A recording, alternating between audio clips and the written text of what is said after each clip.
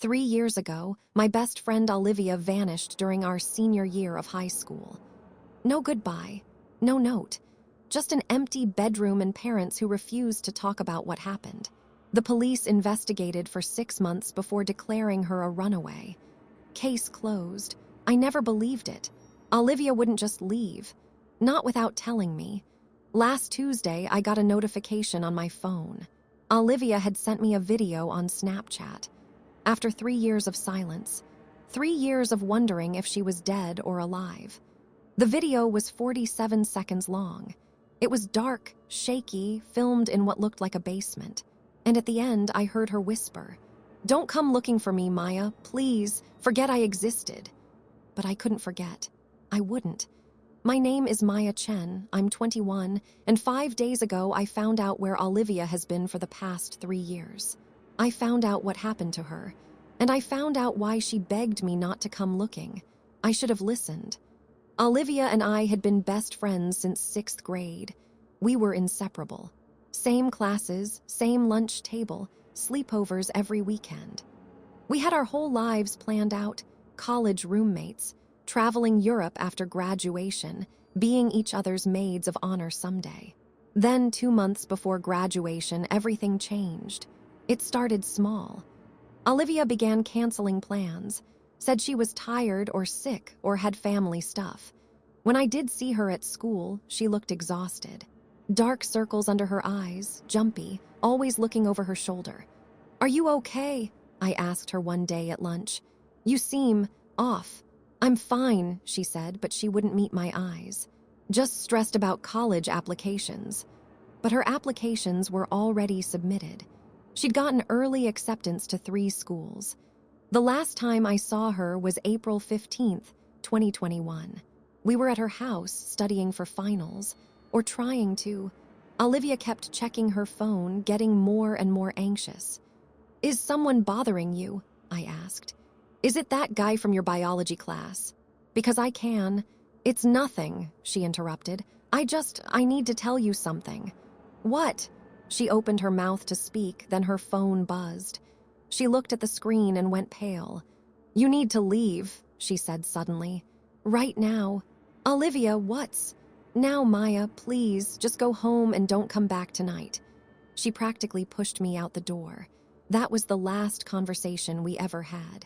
The next morning, her mother called mine, asking if Olivia had spent the night at our place. She hadn't come home. Her bed wasn't slept in. Her phone went straight to voicemail. They found her car 3 days later in the parking lot of an abandoned shopping center 20 miles away. Keys in the ignition. Purse on the passenger seat. No signs of struggle. Olivia Reeves had simply disappeared. The police investigated for months. They questioned everyone, friends, teachers, family members. They searched the woods near her house, dragged the lake at the park where we used to hang out, checked hospital records, bus stations, airports. Nothing. Olivia's parents hired a private investigator, put up billboards, offered a $50,000 reward. Her face was on the news every week for months. Still nothing. The prevailing theory became that she'd run away, started a new life somewhere. The detective told her parents that it happened more often than people thought. Teenagers who felt trapped or overwhelmed just left. But I knew Olivia.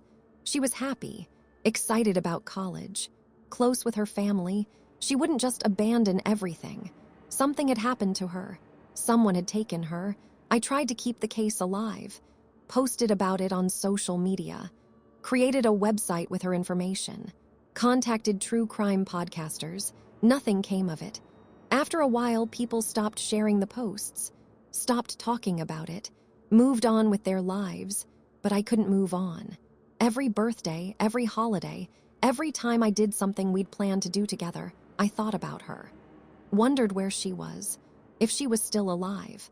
And then, 3 years and 4 days after she disappeared, my phone buzzed at 2:47 a.m.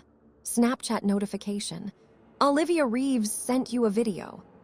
My hands were shaking so badly, I almost dropped my phone. Olivia's Snapchat account had been inactive since she disappeared.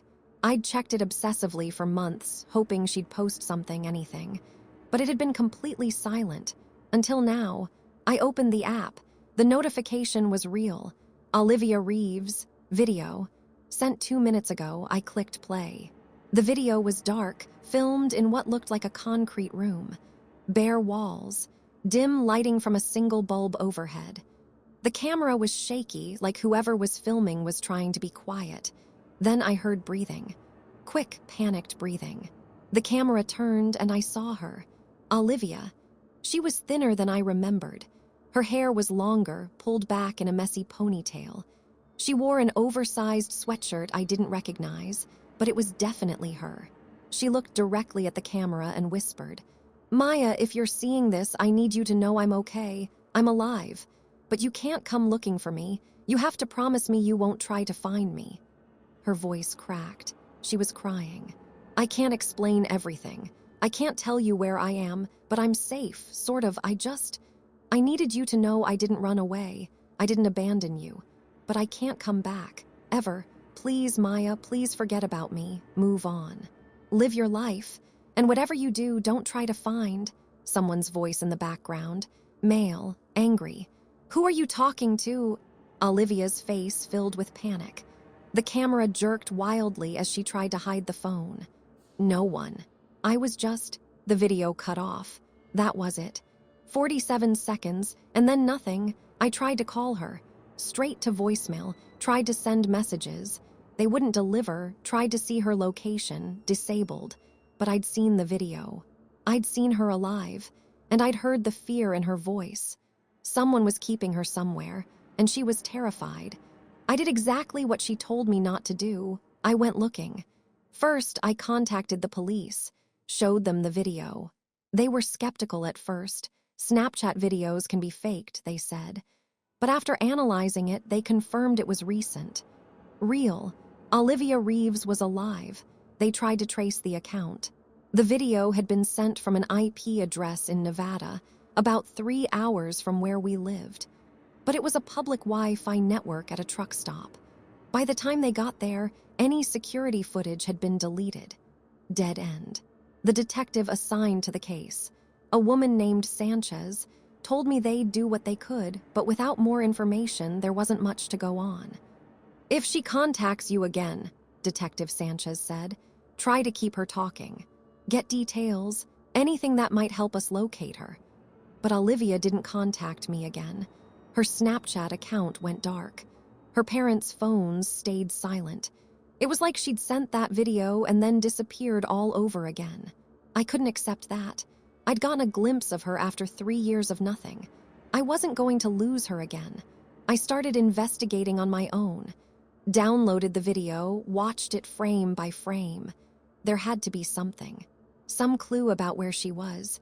The concrete walls, the bare light bulb, the man's voice in the background.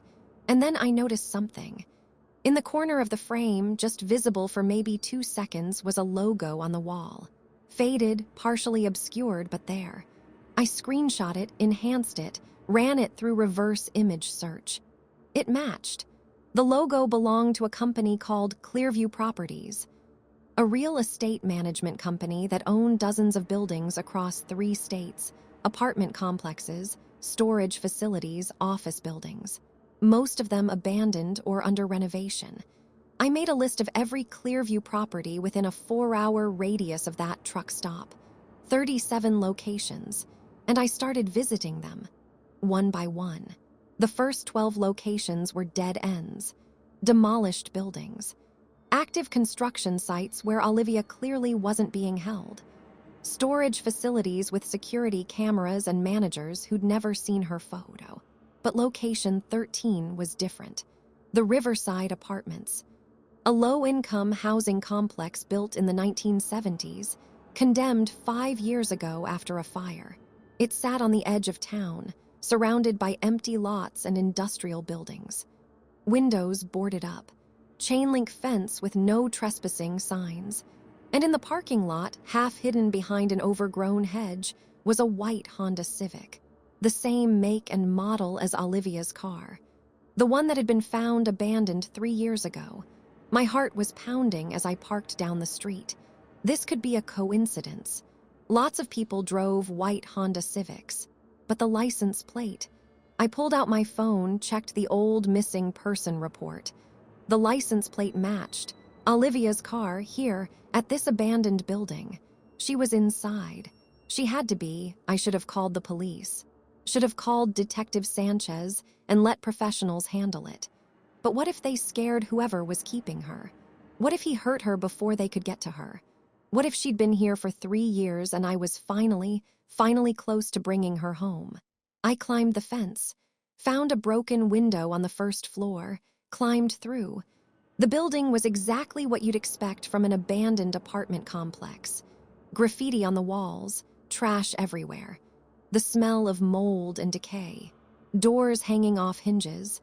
But someone was here, I could tell. Some of the apartments looked recently occupied. Blankets on floors, empty food containers, footprints in the dust. I started on the first floor, checking every apartment. Nothing. Second floor, same. Third floor, I heard voices. 2 voices. Coming from apartment 3F at the end of the hallway. One male angry, one female pleading, Olivia. I pulled out my phone, opened the camera app, hit record. If nothing else, I'd have evidence.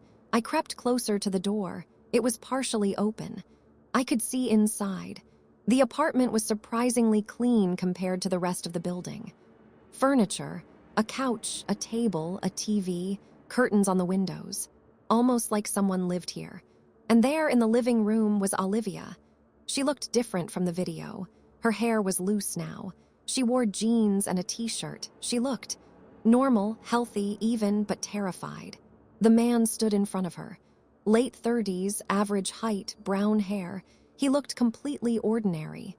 The kind of guy you'd pass on the street without a second glance. "I told you not to contact anyone," he was saying. His voice was calm, too calm. "We had a deal, Olivia." "I'm sorry," she sobbed. I needed her to know I was okay. She's been looking for me for 3 years. My family thinks I'm dead. And that's how it needs to stay.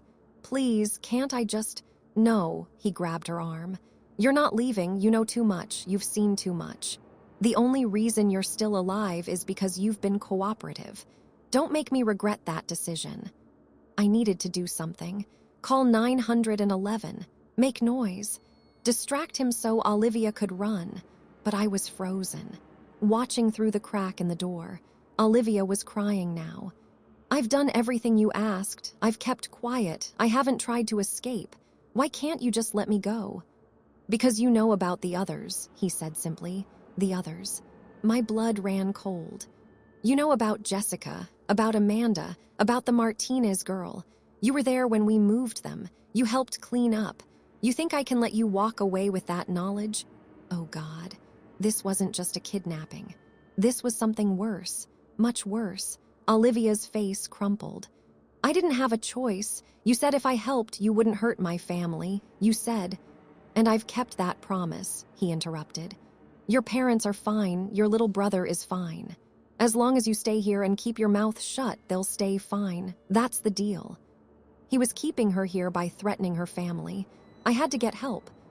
My phone buzzed. A text message.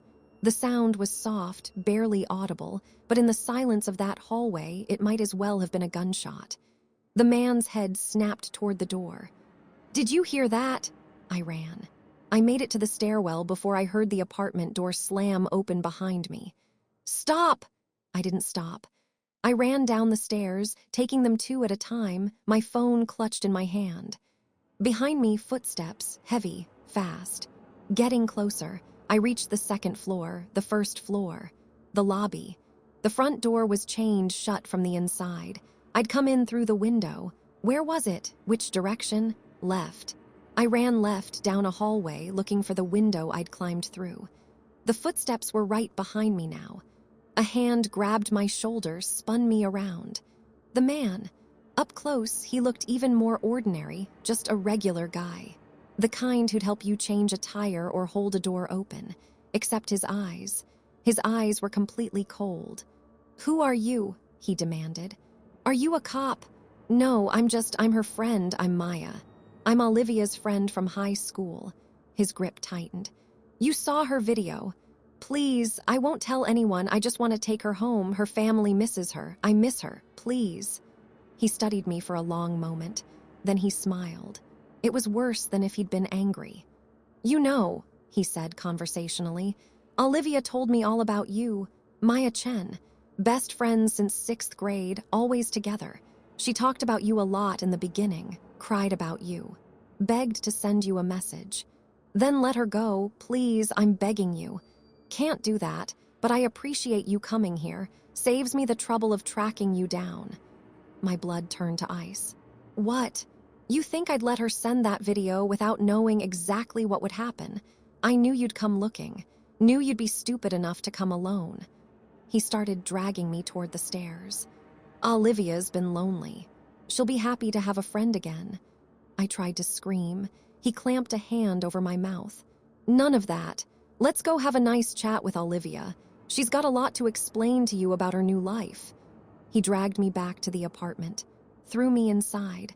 Olivia was sitting on the couch, pale as a ghost. Maya, she whispered. Oh God, oh no, Maya, what did you do? She came looking for you, the man said, just like you knew she would. That's why you sent the video, wasn't it? You wanted her to find you. No, I told her not to come, I warned her.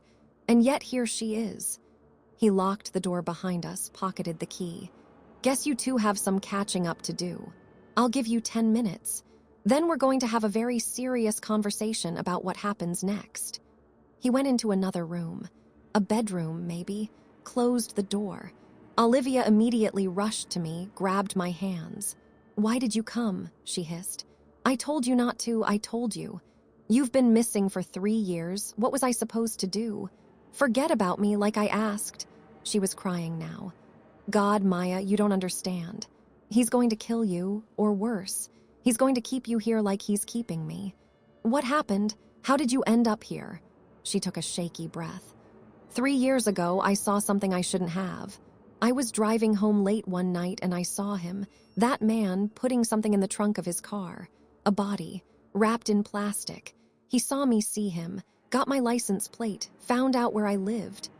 Oh God. He gave me a choice. Either I disappeared, came with him, helped him, kept quiet, or he'd kill my entire family.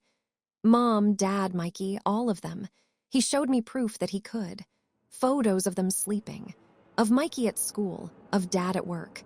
He said if I told anyone or tried to run, they'd all die. So you've been here for 3 years, helping him? Not here, we've moved around. Different cities, different states, He's killed 4 people that I know of, maybe more. And I've had to help, cleaning up, getting rid of evidence, because if I don't, my family dies. My mind was reeling. The video, why did you send it? Because I'm weak, she sobbed. Because I wanted you to know I was alive. I thought if you knew, maybe you'd move on, stop searching, but I should have known you'd come, you always were too stubborn. The bedroom door opened. The man came back out. He was holding a gun. Time's up, he said. Here's what's going to happen. Maya, you're going to call your parents. Tell them you're extending your road trip. You'll be gone for a few more days, maybe a week. Keep it casual, don't make them worry. And then what? And then we'll see. If you're cooperative, like Olivia, maybe you get to live. If you cause problems, he gestured with the gun. Well, there's always room for one more in the woods. He handed me my phone, watched as I pulled up my mom's contact. My thumb hovered over the call button. If I called her normally, he'd know. He'd hear it in my voice, and he'd kill me. Or worse, he'd make good on his threat and hurt my family. But if I called her and followed his instructions, I'd be trapped here, just like Olivia, helping a serial killer, becoming an accomplice. I had one chance, one choice. I hit call, put it on speaker like he demanded. My mom answered on the second ring. Maya, honey, are you okay? It's kind of late. Hey, Mom, I said, trying to keep my voice steady. Yeah, I'm fine. Just wanted to let you know I'm extending my trip a bit. Might be gone for another week or so. Silence. Then, what trip? The man's eyes narrowed. You know, the road trip, I told you about it. Maya, you didn't tell me about any road trip. What's going on? Where are you? The man reached for the phone. I pulled back. Mom, listen carefully. I'm at the Riverside Apartments on Industrial Drive. 3rd floor, apartment 3F, there's a man here with a gun. His name is... I looked at him. What's your name? His face twisted with rage. I didn't wait for an answer. I threw the phone across the room and ran for the window. The window wasn't locked. Old building, broken fixtures. It opened easily. Behind me, the man shouted. A gunshot deafeningly loud in the small apartment. The bullet hit the wall inches from my head. I didn't hesitate. I climbed out onto the fire escape. 3 floors up. Metal stairs zigzagging down the side of the building.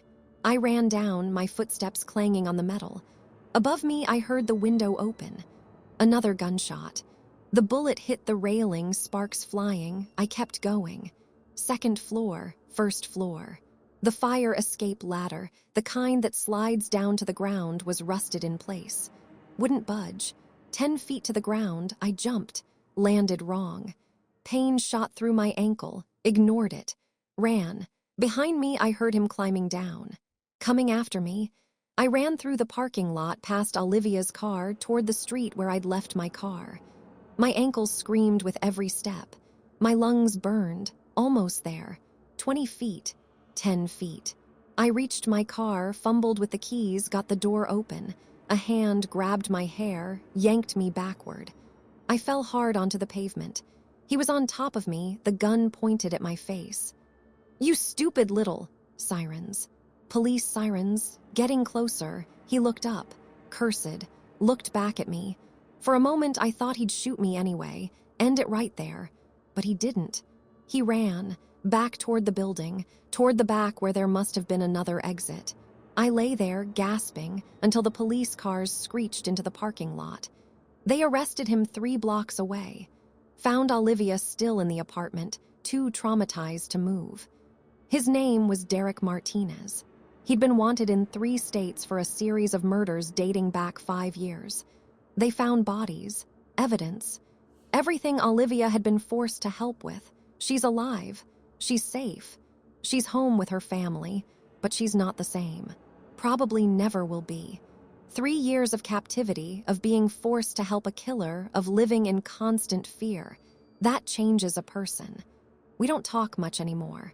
I think she blames me for not listening when she told me not to come.